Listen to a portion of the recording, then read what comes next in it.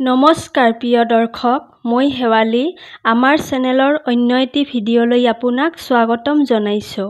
প্ৰিয় দৰ্শক, আমাৰ ধৰ্মশাস্ত্ৰৰ কাহিনী অনুসৰি পৰম পিতৃ ব্ৰহ্মাজীয়ে নিজৰ কন্যা দেৱী সৰস্বতীক বলপূৰ্বকভাৱে বিয়া কৰাইছিল আৰু তেওঁৰ সৈতে শাৰীৰিক সম্পৰ্ক স্থাপন কৰিছিল।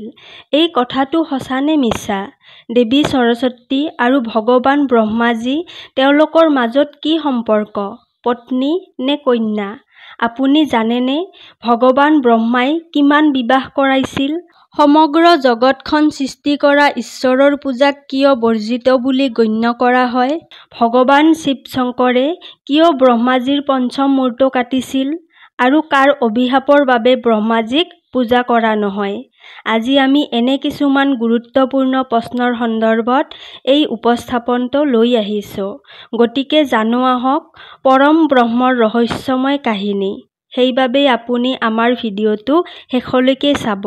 প্ৰিয় দৰ্শক, প্ৰথমে প্ৰশ্ন অনুযায়ী আমি জনা উচিত যে দেৱী সৰস্বতী আৰু ভগৱান ব্ৰহ্মাৰ মাজত কি সম্পৰ্ক। পৌৰাণিক বিশ্বাস অনুসৰি এই পৃথিৱীত মাত্ৰ ৩জন দেৱতা আছে। আমি তেওঁলোকক ব্ৰহ্মা, বিষ্ণু, মহেশ্বৰ বুলি জানো। ইয়াত ব্ৰহ্মাজীৰ কাম হৈছে বিশ্ব ব্ৰহ্মাণ্ড সৃষ্টি কৰা। ভগৱান বিষ্ণু ইয়াৰ ৰক্ষক আৰু শিৱ শংকৰ ইয়াৰ ধ্বংসকাৰী। আজি আমি আপোনালোকক কওঁ যে আজিৰ বিজ্ঞানত যি বহু ব্ৰহ্মাণ্ডৰ ধাৰণা বৰ্ণিত হৈছে, সেই ধাৰণাটো আমাৰ ব্ৰহ্মাণ্ড পুৰাণত ইতিমধ্যেই উল্লেখ কৰা হৈছে, যাৰ মতে প্ৰতিটো বিশ্ব ব্ৰহ্মাণ্ডত এজন ব্ৰহ্মা আছে আৰু তেওঁলোকৰ বয়স নিৰ্ধাৰণ কৰা হৈছে। প্ৰিয় দৰ্শক, আমি সকলোৱে জানো যে ব্ৰহ্মাজীৰ জন্ম হৈছিল ভগৱান শ্ৰীহৰি বিষ্ণুৰ নাভি পদ্মৰ পৰা, আৰু শিৱপুৰাণত ব্ৰহ্মাজীৰ জন্ম হৈছিল সদাশিৱ শক্তিৰ নিজৰ অংগৰ পৰা, আৰু তাৰ পিছত ভগৱান বিষ্ণুৰ নাভি পদ্মত স্থাপন কৰিছিল। এইদৰেই পৰম ভগৱান ব্ৰহ্মাৰ জন্ম হৈছিল। প্ৰিয় দৰ্শকসকল, যেতিয়াই ব্ৰহ্মাই এই জগতখন সৃষ্টি কৰি আছিল, তেতিয়া তেওঁক জ্ঞানৰ প্ৰয়োজন হৈছিল। সেইবাবেই তেওঁ নিজৰ মনৰ পৰাই এগৰাকী বিদ্বান নাৰী সৃষ্টি কৰিছিল আৰু তেওঁ মুখৰ পৰা উলিয়াই আনিলে আৰু তাৰ নাম ৰাখিছিল সৰস্বতী। এই অনুসৰি সৰস্বতী ভগৱান ব্ৰহ্মাৰ মনৰ পৰাই জন্ম হৈছিল আৰু সেয়েহে তেওঁৰ মানসিক কন্যা আছিল। ইয়াৰ সৃষ্টি সবাতোকৈ আগতেই হৈছিল, যেতিয়া জগতখন সৃষ্টি কৰিবলগীয়া আছিল। সেইবাবেই সমগ্ৰ বিশ্ব ব্ৰহ্মাণ্ডত যি সৃষ্টি হ'ব, সেইটো কেৱল ব্ৰহ্মাজীয়ে তেওঁৰ চোকা মন আৰু বুদ্ধিৰ দ্বাৰাই সৃষ্টি কৰিব পাৰিব, কাৰণ সেই সময়ত যৌন সম্পৰ্ক নাছিল। সেইবাবে এই দেৱী সৰস্বতী তেওঁলোকৰ সৃষ্টি, তাইক কন্যা বুলি ক'ব নোৱাৰি। আপোনালোকক এটা কথা কওঁ যে যেতিয়া ব্ৰহ্মাজীৰ জন্ম হৈছিল, তেতিয়া তেওঁ পুৰুষো নাছিল, নাৰীও নাছিল। তেওঁ আছিল এক অনুন্নত জীৱ আৰু তেওঁৰ কেৱল এটা মূৰহে আছিল। তেতিয়া ভগৱান শ্ৰীহৰিয়ে তেওঁকো তেওঁৰ দৰে এই ৰূপটো দিলে আৰু তেওঁক বুদ্ধিমত্তা দি তেওঁক জগত সৃষ্টি কৰাৰ কাম অৰ্পণ কৰিলে। কিন্তু ব্ৰহ্মাই যেনেকৈ বিশ্বব্ৰহ্মাণ্ড সৃষ্টি কৰি আছিল, ঠিক সেইদৰে তেওঁ নিজেও নিজৰ প্ৰয়োজন অনুসৰি নিজৰ শৰীৰ আৰু মনৰ পৰিৱৰ্তন কৰিছিল। আমি দেখিবলৈ পাওঁ যে ভগৱান ব্ৰহ্মাৰ 4টা মূৰ আছে আৰু তেওঁ এজন পুৰুষ দেৱতা। এইখন তেওঁৰ নিজৰ লীলা, যিটো তেওঁ নিজৰ সুবিধা অনুসৰি সলনি কৰিছিল। সময়ৰ লগে লগে ব্ৰহ্মাজীয়ে ত্ৰিদেৱৰ মাজত নিজৰ স্থান দখল কৰিছিল। তেওঁ যেতিয়া দেৱী সৰস্বতীক সৃষ্টি কৰিছিল, তেতিয়া তেওঁৰ লগত থাকি অন্য জীৱ-জন্তুৰ সৃষ্টি কৰিবলৈ ধৰিলে। সময়ৰ লগে লগে তেওঁ মুঠ ৪৯জন বংশধৰ সৃষ্টি কৰিছিল। দেৱী সৰস্বতীৰ দৰে ভগৱান ব্ৰহ্মাই তেওঁৰ মনৰ পৰা 10টা পুত্ৰ সন্তান জন্ম দিছিল, যাক মানস পুত্ৰ বুলি কোৱা হয়। ইহঁতৰ নাম অত্ৰি, অংগিৰস, পুলস্ত্য, মৰীচি, পুলহ, ক্ৰীতু, ভৃগু, বশিষ্ঠ, দক্ষ আৰু নাৰদ। এই ঋষিসকলক প্ৰজাপতি বুলিও জনা যায়। এইবোৰৰ বাহিৰে ব্ৰহ্মাৰ পুত্ৰ হৈছে বিশ্বকৰ্মা, অধৰ্ম, অলক্ষ্মী, 8 বসু, 4 কুমাৰ, 14 মনু, 11 ৰুদ্ৰ, অৰ্ণি, ৰুচি, কন্দৰ্প, পঞ্চশিখা, বৰ অপত্ৰমা, প্ৰচেতা, হংস, ইয়তি আদি আৰু অলক্ষ্মী আৰু শতৰূপা তেওঁৰ কন্যা আছিল। ভগৱান ব্ৰহ্মাৰ মুখৰ পৰা যেনেকৈ দেৱী সৰস্বতীৰ জন্ম হৈছিল, ঠিক সেই মাৰ্চীৰ জন্ম হৈছিল মনৰ পৰা, চকুৰ পৰা অত্ৰি, মুখৰ পৰা অংগিৰস, কাণৰ পৰা পুলস্য, নাভিৰ পৰা পুলহ, হাতৰ পৰা কৃতু, ছালৰ পৰা ভৃগু, জীৱনৰ পৰা বশিষ্ঠ, বুঢ়া আঙুলিৰ পৰা দক্ষ আৰু ছাৰ পৰা কন্দৰ্পৰ জন্ম হৈছিল।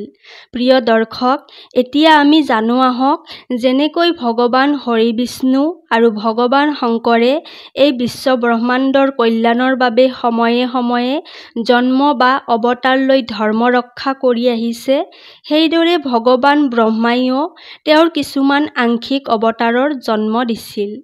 বিষ্ণু পুৰাণ আৰু ব্ৰহ্মা বৈবৰ্ত পুৰাণত ব্ৰহ্মাৰ 7 অৱতাৰৰ বৰ্ণনা কৰা হৈছে আৰু ৰামায়ণৰ জাম্বৱন্ত, যিক ব্ৰহ্মাৰ অংগ বুলি কোৱা হয়, তেওঁলোকৰ নাম ক্ৰমে মহৰ্ষি বাল্মীকি, মহৰ্ষি কাশ্যপ, মহৰ্ষি চন্দ্ৰদেৱ, বৃহস্পতি, কালিদাস, মহৰ্ষি খাট আৰু জামৱন্ত। প্ৰিয় দৰ্শকসকল, এতিয়া আমি গম পাইছোঁ যে ভগৱান ব্ৰহ্মাই যি সৰস্বতীক বিয়া কৰাইছিল সেইজন বেলেগ, যিটো ভগৱান শ্ৰী বিষ্ণু আৰু আদি শক্তিয়ে তেওঁলোকৰ ঐশ্বৰিক শক্তিৰে সৃষ্টি কৰিছিল, যাৰ বৰ্ণনা আমি ব্ৰহ্ম বৈবৰ্ত পুৰাণত পাওঁ, যাক সতী ভাৰতী বুলি জনা যায়, যিজন ভগৱান শ্ৰীহৰিৰ মুখৰ পৰা জন্ম হৈছিল। যি দেৱী মহালক্ষ্মী, সেইবাবেই লক্ষ্মী দেৱী নহয়। শ্ৰীহৰিৰ পৰা জন্ম হোৱা দেৱীৰ শতপ্ৰধান ৰূপটো সৰস্বতী নামেৰে জনাজাত। সৰস্বতী দেৱীৰ ৰং বগা বুলি বিশ্বাস কৰা হয়। তাইৰ প্ৰতিচ্ছবি বৰ ধুনীয়া। সৰস্বতী দেৱী বাঘেশ্বৰী নামেৰেও বিখ্যাত। দুহাতত বীণা আৰু কিতাপ এখন আৰু বাকী দুখন হাতত ব্যাখ্যা আছে। আৰু ব্ৰহ্মাজীৰ কন্যা দেৱী মা সৰস্বতী, তেওঁৰ বৰণো বগা। কিছু সময়ৰ পিছত ভগৱান শ্ৰীহৰি বিষ্ণুৰ সৈতে দেৱী সৰস্বতীৰ বিবাহ হয় আৰু ব্ৰহ্মাজীৰ সৈতে দেৱী সৰস্বতীৰ বিবাহ হয়। মহা সৰস্বতী দেৱীৰ ৰূপ ব্ৰহ্মচাৰিণী দেৱীৰ দৰেই বুলি বিশ্বাস কৰা হয়। প্ৰিয় দৰ্শকসকল, আপোনালোকে হয়তো এই কথা বুজি নাপালেহেঁতেন, কিন্তু আমি আপোনালোকক জনাম, সনাতন ধৰ্মশাস্ত্ৰত দুগৰাকী সৰস্বতী দেৱীৰ বৰ্ণনা পোৱা যায়। এগৰাকী ব্ৰহ্মাৰ পত্নী সৰস্বতী, এগৰাকী ব্ৰহ্মাৰ কন্যা আৰু আনজনী ভগৱান বিষ্ণুৰ পত্নী সৰস্বতী। ব্ৰহ্মাৰ পত্নী সৰস্বতী প্ৰকৃতিৰ পৰা উৎপন্ন শতগুণী মহাশক্তি আৰু মুখ্য ত্ৰিদেৱীৰ ভিতৰত এজনী আছিল। বিষ্ণুৰ পত্নী সৰস্বতীক ব্ৰহ্মাৰ জিভাৰ পৰা আবিৰ্ভাৱ হোৱা বাবে ব্ৰহ্মাৰ কন্যা বুলি গণ্য কৰা হয়। কিছুমান শাস্ত্ৰত তেওঁক বিষ্ণুৰ পত্নী মুৰাৰী বল্লভ বুলি সম্বোধন কৰা হৈছে। ধৰ্মগ্ৰন্থ অনুসৰি একে নামৰ দুয়োগৰাকী দেৱীকে প্ৰকৃতি শক্তি আৰু ব্ৰহ্মজ্ঞান বিদ্যা আদিৰ অধিষ্ঠাত্ৰী দেৱী বুলি গণ্য কৰা হয়। সেয়েহে তেওঁলোকৰ পূজা আৰাধনাৰ ক্ষেত্ৰত বিশেষ পাৰ্থক্য কোৱা হোৱা নাই। প্ৰিয় দৰ্শক, পৌৰাণিক কাহিনী অনুসৰি ভগৱান ব্ৰহ্মাৰ 5 গৰাকী পত্নী আছিল, যাৰ নাম আছিল সাবিত্ৰী, গায়ত্ৰী, শ্ৰদ্ধা, মেধা আৰু সৰস্বতী। ইয়াৰে সাবিত্ৰী আৰু সৰস্বতীৰ নাম বেছিভাগ ঠাইতেই পোৱা যায়। সৰস্বতীৰ সৈতে বিবাহপাশত আবদ্ধ হৈ ভগৱান ব্ৰহ্মা আৰু দেৱীয়ে পৃথিৱীত অৱতাৰ লৈ পাৰিবাৰিক জীৱন কটায়। এই সময়ছোৱাতে স্বয়ম্ভু মনু আৰু দেৱী শতৰূপাৰ জন্ম হয়। এই দুজনেই আছিল বিশ্ব ব্ৰহ্মাণ্ডৰ প্ৰথমজন পুৰুষ আৰু নাৰী। কিছু বছৰৰ আগতে যেতিয়া দেৱী সৰস্বতীয়ে ব্ৰহ্মাৰ লগত থাকি বিশ্ব ব্ৰহ্মাণ্ড সৃষ্টিৰ কাম কৰি আছিল, তেতিয়া সৰস্বতীৰ সৌন্দৰ্য আৰু যৌৱন দেখি ব্ৰহ্মাৰ মনটো যৌনতাৰ প্ৰতি আকৰ্ষণ হৈ তাইক পাবলৈ খেদিবলৈ ধৰিলে। যেতিয়া দেৱী সৰস্বতীয়ে লুকাবলৈ চাৰিওফালে দৌৰি ফুৰিছিল, তেতিয়া ব্ৰহ্মাজীয়ে চাৰিওফালে তাইক বিচাৰিবলৈ আৰম্ভ কৰিলে। নিজৰ পিতৃৰ কুদৃষ্টিৰ বাবে দেৱী সৰস্বতীয়ে নিজৰ ৰূপ সলনি কৰি পৃথিৱী এৰি স্বৰ্গলৈ যোৱাৰ সিদ্ধান্ত ল'লে আনহাতে ভগৱান ব্ৰহ্মাই নিজৰ এটা মূৰ ওপৰৰ ফালে উলুৱাই দিলে। তেতিয়া দেৱী সৰস্বতীয়ে ভগৱান শিৱৰ ওচৰলৈ গৈ তেওঁৰ সুৰক্ষাৰ বাবে প্ৰাৰ্থনা কৰিবলৈ ধৰিলে। সেই একে সময়তে তেওঁ সকলো দেৱতাৰ সৈতে পৃথিৱীলৈ নামি আহিছিল। আৰু তেওঁ ব্ৰহ্মাজীক বুজাই দিলে যে আপুনি নিজৰ ছোৱালীক বিয়া কৰাব নোৱাৰে, এইটো ধৰ্মৰ বিৰোধী। আৰু তেওঁৰ পুত্ৰ মহৰ্ষি আদিয়ে নিজৰ দেউতাকক ক'লে, হে পৰম পিতৃ, আপুনি এজন জ্ঞানী পুৰুষ। তাৰ পিছতো আপোনাৰ মনত উৎপন্ন হোৱা কামনা বাসনাক ৰোধ নকৰি নিজ পুত্ৰীক পৰিত্যাগ কৰাৰ দৰে এক জঘন্য পাপ কৰি আছে। হে পৰম পিতৃ, আপোনাৰ দৰে বুদ্ধিমান পুৰুষক এনেকুৱা কামে শোভা নিদিয়ে।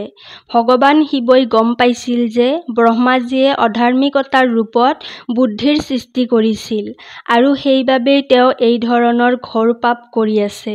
পুত্ৰ আৰু সকলো দেৱতাই এইদৰে বুজোৱাৰ পিছত ব্ৰহ্মাজীয়ে দেৱী সৰস্বতীক মুকলি কৰি দিলে আৰু মনৰ এই কামনা বাসনা অনুভূতিৰ পৰা মুক্তি পাবলৈ তেওঁ নিজৰ মানৱ শৰীৰটো ত্যাগ কৰিলে, যাৰ বাবে তাত ধোঁৱাৰে আৱৰি পৰিল আৰু অন্ধকাৰময় পৰিৱেশৰ সৃষ্টি হ'ল। আৰু ভগৱান শিৱই তেওঁক পাপী অধাৰ্মিক মনৰ মূৰ্তক ধ্বংস কৰিবলৈ উপদেশ দিছিল। কিন্তু অহংকাৰে তেওঁক আগুৰি ধৰিলে। ভগৱান শিৱৰ কথাত আওকাণ কৰি সি তাৰ পৰাই অদৃশ্য হৈ পৰিল। তেতিয়া ভগৱান শিৱই তেওঁক সকিয়নি দি ক'লে, হে ব্ৰহ্মা, মই আপোনাৰ এই অহংকাৰী বুদ্ধি থকা মূৰ্তৰ কেৱল ৩টা অপৰাধহে ক্ষমা কৰিম। আপুনি কৰা প্ৰথম দুঃসাহস হৈছে আমাক অসন্মান কৰা। প্ৰিয় দৰ্শকসকল, কিছু সময়ৰ পিছত ব্ৰহ্মাজীয়ে ভগৱান শিৱ আৰু ভগৱান হৰিৰ আগমন নোহোৱাকৈ পুত্ৰ প্ৰজাপতি দক্ষৰ যজ্ঞ কৰি এই অপৰাধ সংঘটিত কৰে আৰু ইয়াৰ লগতে তেওঁৰ পিতৃ ভগৱান শংকৰ আৰু শ্ৰীহৰিক তুচ্ছভাৱে সম্বোধন কৰি অপমান কৰিছিল। তেতিয়া ভগৱান শিৱ আৰু ভগৱান হৰি নিজৰ মূৰ্খ পুত্ৰক ক্ষমা কৰি তাৰ পৰা আঁতৰি গ'ল। ইয়াৰ পিছত ৩ নম্বৰত যেতিয়া নিজৰ শ্ৰেষ্ঠতা দেখুৱাবলৈ শ্ৰীহৰিৰ লগত এই বিষয়ে বিতৰ্ক কৰিছিল, তাৰ পিছত সেই মুহূৰ্ততে ভগৱান শংকৰে তাত উপস্থিত হৈ দুয়োকে ক'লে যে তোমালোকৰ মাজৰ যিয়ে এই ঐশ্বৰিক পোহৰ লিংগটোৰ শেষ অংশটো উলিয়াই আনিবি, তোমালোকৰ মাজত সেইজনেই হ'ব সৰ্বশ্ৰেষ্ঠ। সেই সময়ত তেওঁলোকৰ কথা বতৰা শুনি ভগৱান হৰি তললৈ গ'ল আৰু ভগৱান ব্ৰহ্মাই ওপৰলৈ গ'ল।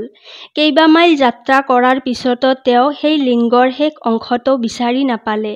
তেতিয়া ভগৱান বিষ্ণু ঘূৰি আহি ক'লে, প্ৰভু, এই লিংগৰ কোনো অন্ত নাই, মই মোৰ পৰাজয় মানি লওঁ। কিন্তু যেতিয়া ব্ৰহ্মাই উভতি আহি আছিল, তেতিয়া তেওঁ এটা কেতেকী ফুল দেখিছিল আৰু তাৰ লগত তেওঁ বন্ধুত্ব কৰি তাইক তেওঁৰ কথাত সন্মতি দিবলৈ ৰাজি কৰাইছিল। আৰু যেতিয়া শ্ৰীহৰি বিষ্ণু আৰু ব্ৰহ্মাজীয়ে ভগৱান শিৱৰ আগত উপস্থিত হৈছিল, তেতিয়া ব্ৰহ্মাজীয়ে ক'লে, হে শিৱজী, মই আপোনাৰ এই লিংগৰ অন্ত বিচাৰি পালোঁ আৰু ইয়াৰ শেষত মই এই কেতেকী ফুলটো পাইছিলোঁ। যদি মই কোৱা কথা আপুনি বিশ্বাস নকৰে, তেন্তে এই ফুলটোক সুধিব পাৰে। তেতিয়া ভগৱান শিৱই ভগৱান ব্ৰহ্মাৰ মূৰ্খামি গ্ৰহণ কৰিলে। কিন্তু তাত যেতিয়া কেতেকী ফুলে ব্ৰহ্মাজীৰ মিছা কথাত সন্মতি দিলে, তেতিয়া শিৱজীয়ে খঙত কেতেকী ফুলক অভিশাপ দিলে আৰু ক'লে, হে ফুল, মই তোমাক সৃষ্টি কৰিছিলোঁ আৰু তুমি মোৰ প্ৰিয়জন হ'বলৈ নিৰ্ধাৰিত আছিলা, কিন্তু তুমি কাৰোবাৰ অহংকাৰৰ প্ৰভাৱত পৰি মোক মিছা কথা কৈছা, গতিকে কোনো ধৰণৰ পূজাত তোমাক ব্যৱহাৰ কৰা নহ'ব। এই সকলোবোৰ কোৱাৰ পিছত ব্ৰহ্মাজীয়ে নিজৰ শ্ৰেষ্ঠত্ব প্ৰমাণ কৰিবলৈ প্ৰয়াস কৰিবলৈ ধৰিলে। ব্ৰহ্মাজীৰ এনে কঠোৰ কথা শুনি ভগৱান শিৱই ক'লে, হে ব্ৰহ্মা, এতিয়া তুমি মোৰ সকলো সীমা অতিক্ৰম কৰিলা, গতিকে এতিয়া তুমি যি মুখেৰে এই অহংকাৰী কথাবোৰ কৈছা, মই তোমাৰ অহংকাৰৰ লগতে এই অহংকাৰী মূৰ্তৰো অন্ত পেলাম। এই বুলি কৈ ভগৱান শিৱই নিজৰ ত্ৰিশূলেৰে ব্ৰহ্মাৰ পঞ্চম মূৰ্ত কাটি পেলালে। যেতিয়া তেওঁৰ মূৰটো বিচ্ছিন্ন হ'ল, তেতিয়া তেওঁ নিজৰ ৰূপলৈ ঘূৰি আহি ভগৱান শিৱ আৰু ভগৱান শ্ৰী বিষ্ণুৰ আগত প্ৰণাম কৰি ক'লে, হে প্ৰভু, মোক ক্ষমা কৰিব, মই বহুত ডাঙৰ ভুল কৰিছোঁ। তেতিয়া ভগৱান শিৱই তেওঁক আশীৰ্বাদ দি তাৰ পৰা অদৃশ্য হৈ গ'ল। প্ৰিয় দৰ্শকসকল, এতিয়া আমি জানো আহক ভগৱান ব্ৰহ্মাৰ পূজা কিয় বৰ্জিত বুলি গণ্য কৰা হয়। পৌৰাণিক কাহিনী অনুসৰি এবাৰ ভগৱান ব্ৰহ্মা আৰু ব্ৰজনাভ নামৰ অসুৰৰ মাজত তীব্ৰ যুদ্ধ আৰম্ভ হৈছিল। সেই যুদ্ধৰ মাজতে তেওঁৰ পদুম ফুলৰ আসনৰ ৩টা পাহি পৃথিৱীত পৰিল। সেই পাহি ৩টা পৰা স্থান হৈছে ৰাজস্থানত থকা পুষ্কৰ নামৰ ঠাইখন। যুদ্ধৰ শেষত ভগৱান ব্ৰহ্মাই পৃথিৱীৰ কল্যাণৰ বাবে সেই পুষ্কৰ স্থানতে যজ্ঞৰ আয়োজন কৰিছিল। তেওঁৰ পদুমৰ কাৰণে তাত ৩টা হ্ৰদ গঢ় লৈ উঠিছিল। যেতিয়া যজ্ঞ সম্পূৰ্ণৰূপে সংঘটিত হৈছিল আৰু ভগৱান ব্ৰহ্মাই যজ্ঞবেদীত নিজৰ আসন গ্ৰহণ কৰিছিল, তেওঁৰ পত্নী সাবিত্ৰী দেৱী অনুপস্থিত আছিল আৰু বহু সময় অপেক্ষা কৰি থকাৰ পিছতো আহিবলৈ পলম হৈছিল, যাৰ বাবে শুভ সময়টো পাৰ হৈ গৈ আছিল। তাৰ পিছত তাত উপস্থিত থকা সকলো ঋষি আৰু হৰিৰ লগত আলোচনা কৰি অন্য নাৰীৰ লগত বহি এই বিধিটো সম্পূৰ্ণ কৰিব লগা হৈছিল। তাতে ভগৱান শ্ৰীহৰিৰ আদেশ অনুসৰি ঋষি দেৱৰ্ষি নাৰদে একেখন গাঁৱৰ পৰাই শাস্ত্ৰত সুপৰিচিত দেৱী গায়ত্ৰীক আনিছিল। প্ৰিয় দৰ্শক, দেৱী গায়ত্ৰী আৰু ব্ৰহ্মাজীয়ে ৰীতি-নীতি অনুসৰি বিবাহ কৰি এই যজ্ঞ সম্পন্ন কৰিছিল। যজ্ঞৰ সকলো শুভ কাম সমাপ্ত হোৱাৰ লগে লগে দেৱী সাবিত্ৰী তালৈ আহি দেখে যে তেওঁৰ ঠাইতে আন এগৰাকী নাৰী আছে। এই কথাটোৱে তেওঁক বহুত কষ্ট দিছিল আৰু খঙত ব্ৰহ্মাজীৰ লগতে ভগৱান শ্ৰীহৰি বিষ্ণু দেৱৰ্ষি নাৰদক অভিশাপ দি ক'লে, হে নাৰদ, তুমি চিন্তা নকৰাকৈয়ে তোমাৰ পিতৃৰ বাবে এগৰাকী নাৰী বাছি লৈছা। কোনো নাৰীৰ প্ৰতি আপোনাৰ প্ৰেমৰ অনুভূতি নাই, গতিকে আপুনি নিজৰ মাকক বিশ্বাসঘাতকতা কৰিছে। সেইবাবে মই তোমাক অভিশাপ দি কৈছোঁ, তুমি আজীৱন অবিবাহিত হৈ থাকিবা, তোমাৰ বিবাহ কেতিয়াও নহ'ব। ক্ৰোধত আগবাঢ়ি গৈ সাবিত্ৰীয়ে ভগৱান শ্ৰীহৰিক ক'লে, হে শ্ৰীহৰি নাৰায়ণ, আপুনি এই বিশ্বব্ৰহ্মাণ্ডৰ ৰক্ষক, তথাপিও আপুনি এইটো কেনেধৰণৰ অপকৰ্ম কৰিলে? নিজৰ পত্নী জীয়াই থকাৰ পিছতো আপুনি কেনেকৈ দ্বিতীয় বিবাহৰ অনুমতি দিলে? আপুনি মোৰ অনুভৱত আঘাত দিছা। আপুনিও পত্নীৰ পৰা বিচ্ছেদভোগ কৰিব লাগিব, এয়া মোৰ অভিশাপ থাকিল। তেতিয়া সাবিত্ৰীয়ে আটাইতকৈ বেছি খঙাল হৈ স্বামী ব্ৰহ্মাজীক কয়, হে প্ৰজাপতি, আপুনি কেৱল এটা পূজা সম্পূৰ্ণ কৰিবলৈ মোক অপমান কৰি আন এগৰাকী নাৰীক বিয়া কৰাইছা। এই কামটো কৰি থাকোঁতে আপোনাৰ মোৰ প্ৰতি থকা স্নেহ আৰু মৰমৰ অনুভূতিটো আপোনাৰ হৃদয়ত এক মুহূৰ্তৰ বাবেও উদ্ভৱ হোৱা নাছিল নেকি? আজি এই সমগ্ৰ পৃথিৱীখনক সাক্ষী হিচাপে লৈ আপোনাক অভিশাপ দিছোঁ যে আজিৰ পৰা এই পৃথিৱীত কোনেও আপোনাক পূজা আৰাধনা নকৰিব। আপুনি ত্ৰিলোকত পূজাত বান্ধ খাই নাথাকিবা। কিছু সময়ৰ পিছত যেতিয়া দেৱী সাবিত্ৰীৰ ক্ৰোধ কমি গ'ল, তেতিয়া ভগৱান শ্ৰীহৰি বিষ্ণু আৰু শিৱজীয়ে তেওঁৰ অভিশাপ ঘূৰাই ল'বলৈ অনুৰোধ কৰিলে।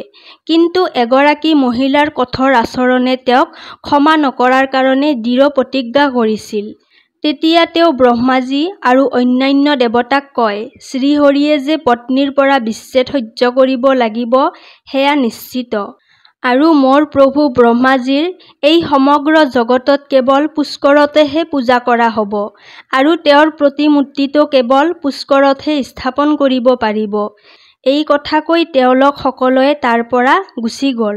প্ৰিয় দৰ্শক, আমি সকলোৱে জানো যে ভগৱান শ্ৰীহৰিয়ে ৰাম অৱতাৰত পত্নীৰ পৰা বিচ্ছেদভোগ কৰিবলগীয়া হৈছিল আৰু ব্ৰহ্মাজীৰ পূজাযোগ্য মন্দিৰটো কেৱল ৰাজস্থানৰ পুষ্কৰত অৱস্থিত। প্ৰিয় দৰ্শকসকল, যদি আমাৰ এই ভিডিঅ'টো ভাল লাগিছে তেন্তে ভিডিঅ'টিত এটা লাইক কৰিব আৰু যদি আপুনি আমাৰ চেনেলটোত প্ৰথমবাৰৰ বাবে আহিছে তেন্তে চেনেলটো ছাবস্ক্ৰাইব কৰিব। তেতিয়াহ'লে আজিলৈ ইয়াতে সামৰিছোঁ। কাইলৈ পুনৰ লগ পাম আন এটি ভিডিঅ'ৰ সৈতে। ধন্যবাদ।